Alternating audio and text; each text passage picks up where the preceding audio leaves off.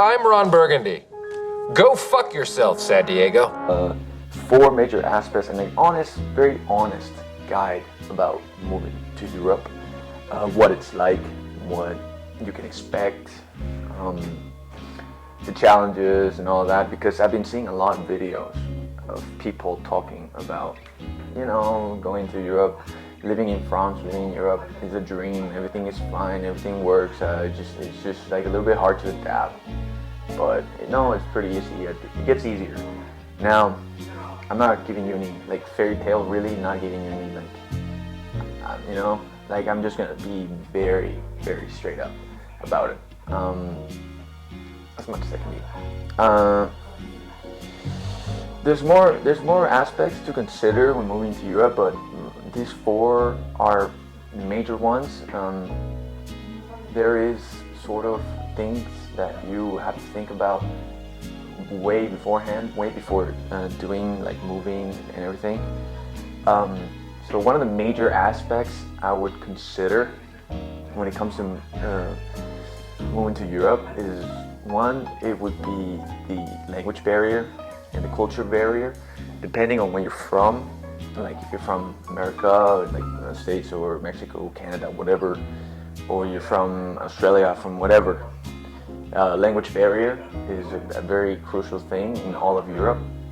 Like if you speak English and you're going to an English-speaking country, maybe London, maybe UK, in the UK, then you're pretty much fine. But if you're moving to France, maybe you're moving to Spain, Portugal, to study, to work, whatever, you need to understand that there is quite the language barrier, and that it is very important for people to understand that it is a little tough to deal with sometimes.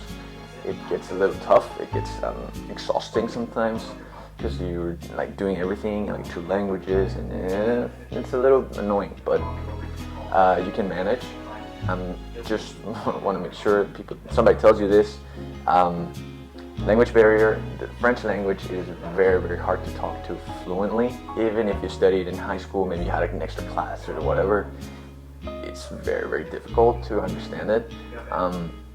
It does get easier as time goes by, but like Spanish, English, whatever, Spanish, French, whatever, it does get a little bit like tough. It does get a little bit tough.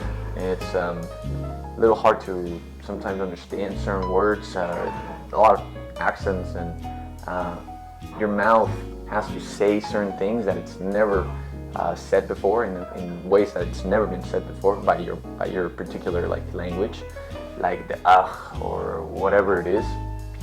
So that is something to check out. Another thing that people need to consider here is that finding the optimal routine would really help in the long run. Gyms, way to get into work or school, whatever, your apartment, these are all huge things.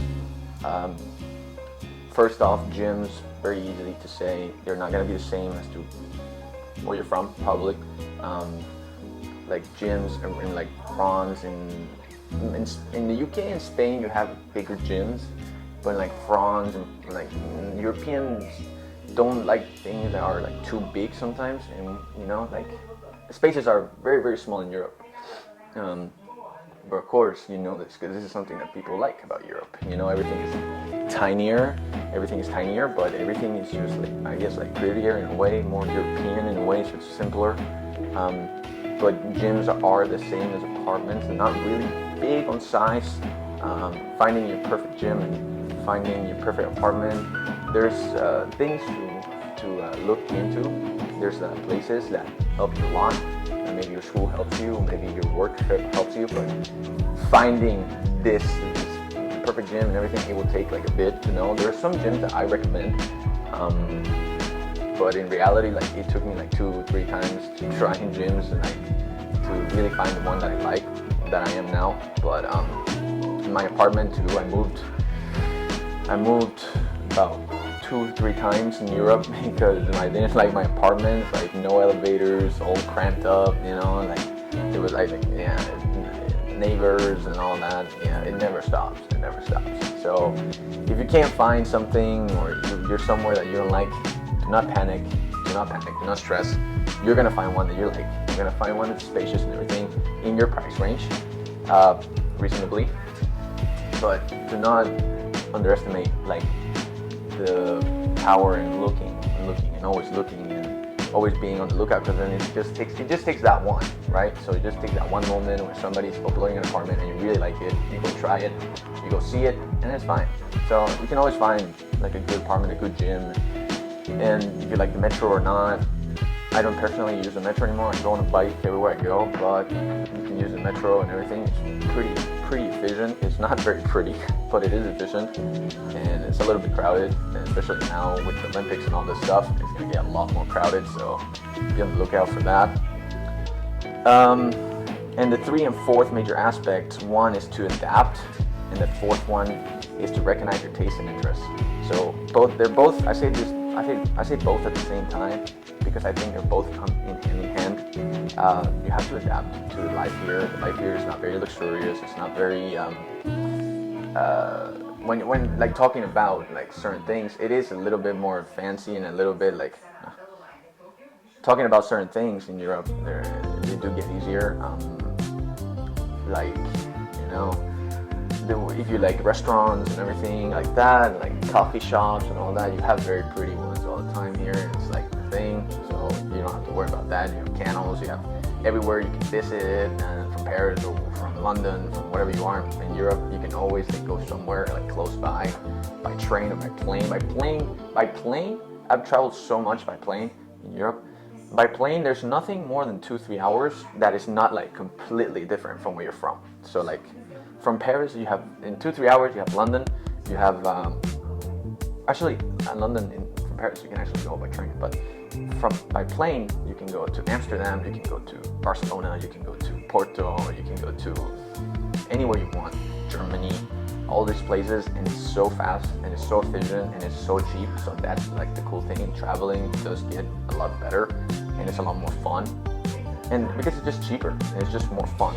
And that aspect is very, very cool about it. So adapt to sort of enjoying, you know, cheap but fast, efficient things, and you know, you'll be fine. The most important part of moving to Europe would be, for me, what I told a lot of people, is to be really sure of yourself. 4th most important thing is to really be sure that you can be alone. Fine, you can be alone comfortably, as I told a lot of people, because cities in Europe, people do tend to be a little bit more closed to what you could be adapted to. But anything like that, it does make sense for you to make an effort into really knowing yourself, knowing a lot about you, knowing how you are on your own, and then trying to be open to making new relationships, which you will make. New friendships, relationships, whatever, you will make in Europe. Do not worry about that. But it is important to know yourself. That is the last little bit, and to say that it's very, very important for you to be comfortable alone. You know, not to be lonely, but comfortable being alone. You know, if it is living alone, if it is eating alone, it's whatever. It's a process. So going through that process, it will be hard to make new friends and everything, which you will make, but it will be a little bit bumpy at the beginning. It might not be, but if it is, keep hope. Your time will be completely fine. And yeah, that's pretty much it for the end of the video. Thank you for watching. Bye.